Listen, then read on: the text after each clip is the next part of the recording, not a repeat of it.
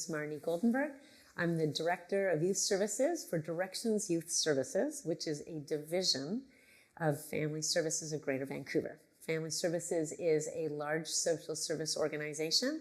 We support a lot of people across Metro Vancouver, people who are in crisis of one kind or another, folks who experience violence, people who, families that are in trouble. And this particular division of activities is focused on young people who are experiencing homelessness or who are precariously housed. So that is an unanswerable question, because there is no one kind of person who is homeless. It is so many different people with so many different experiences of what brought them to homelessness, about what they face as a homeless person. For the young people who visit Directions, this drop-in space, still a varied experience. Some of the things that I would say they have in common, though, is that they are, panhandling and looking for food to eat. In some and in a number of cases, they are panhandling in order to have money to buy drugs that they want. They are, either asking people for money. In other cases, they are selling what they've got in order to get the resources they need to buy the things that they want. Other things that folks who experience homelessness face is assault in just trying to conduct their lives. So sitting quietly and eating some food or resting their feet from just walking around all day. And then being bothered because of space that they're taking up. So, being told to pick up and move, being bothered, and, young people sometimes congregate on Granville Street, and sometimes people show up just to kind of look for trouble and to make trouble for those young people. So there's a lot of kind of just trying to not take up too much space. There's an effort to get basic needs met, to set up camps and then be displaced from those camps and find a new place to just rest. But there's a lot of trying to find a place where they can sit and be still for a little while, and it's one of the things that our drop-in center offers. The interactions I have every day with the young people who come here remind me what resilience looks like. These are people not unlike you and I, and it is an extraordinary thing to be faced with experiences in your early life that have created trauma, and relationships that have not nurtured or supported or protected you the way you need to be supported and nurtured and protected. And still to find ways to not only survive, but sometimes to thrive, to make the very best of a situation, and to be resilient in the face of extraordinarily challenging circumstances is what I have seen every day. It's very easy for people to want to other folks, to look at a situation and think, I would never find myself in those circumstances. I would always have more self-respect, more dignity, more drive, right? So it is a way, I think, of people protecting themselves from the realities of what life sometimes throws our way. It's so easy for us to not understand the experience of others. I mean, I can only see the world through the eyes that I have. And my experiences are so different than many others. What I'm learning in this job and in this role is how challenging it is for someone to see a different path for themselves and create different opportunities when they have been so poorly treated, when they have been given so little opportunity to see themselves as worthy of opportunities that are made available to them. And for the young people who come here, when you don't have a good night's sleep, night over night, when you don't have healthy food in your belly day after day, it is really hard to make good decisions. You don't have the wherewithal, in many cases, to make the good decisions that you need to make,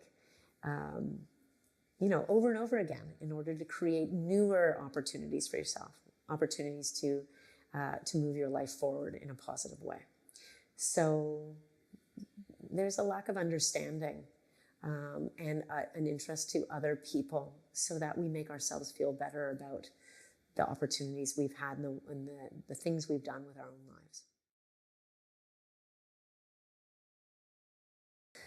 Yeah, that that a person has done it to themselves, that they haven't taken the opportunities that have been made available to them, that they've somehow failed. Again, the misconceptions are that we all have better chances. We all have equal chances to prevent or create circumstances, and it's just not true for so many young people who end up coming into our resources. Such a good question, and not an easy one to answer because it's not a simple issue to resolve. There are policy and legislative choices that have been made that respond or don't respond to homelessness. There are societal and cultural norms that create homelessness and sustains homelessness.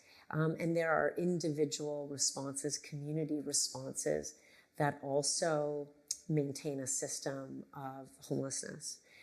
What I will say is that while the young people who come into our programs are not that different than you, poverty is a great barrier to so many people who find themselves in these situations. If you are a person of means, if you are lucky enough to have been born in a family that has a stable housing, lots of food to eat, the ability to provide support to mental illness and other health concerns, you may still find yourself in some dire straits, but there are all sorts of systems that can be in place to support you. Poverty is a very significant challenge that needs to be addressed by our larger community. The other thing that I would say is that we have I think, a growing challenge with isolation. We live in a big city. There are lots of people around, and so many are alone in it. You can be surrounded by people and still be very alone. And technology sometimes helps people feel less alone, and in other ways creates a lot of isolation. People who are experiencing homelessness or are precariously housed tend to feel very isolated, and we don't have systems to properly address that. One other one I'll mention is mental health and substance use. We need comprehensive policy strategies and ways to address mental health and substance use. Many young people who come to our programs struggle with substance use, and they are making, under the circumstances, wise choices because they don't have other ways of addressing pain. And drugs take away pain. It is short-term. It has other impacts that are dire, deadly, in fact. But if we don't have a way of addressing pain as a society, we are going to see many more people devastated by substance use because of unmet mental health challenges. In many ways, we are only as healthy as the community in which we reside, right? So this vulnerability, this isolation, this exploitation, all of these things are a reflection of ourselves and of this society that we live in. So breaking down barriers of what makes a person able to move through a challenging situation is something that we can all hold close. We can all take the time to try and understand. We can all inform ourselves, much like you are doing. How do you learn about the issues? How do you not make assumptions about every individual that you pass on the street? How do you see folks who are struggling and wonder what happened to them that created the circumstances in which they find themselves, and to not even make assumptions about what those what it is that they're living in. That's a good start. And then feel some fire in your belly and do something about it. There are small acts of kindness that can be done, and there are also more strategic and system-wide acts that every person in our community can take to try and address these. It's not time to put blinders on. It's not time to scroll. We all need some downtime, and we can Instagram and we can Netflix and chill, and we can do all sorts of things, but we need to set time aside to try and address systemic issues that our neighbors are facing.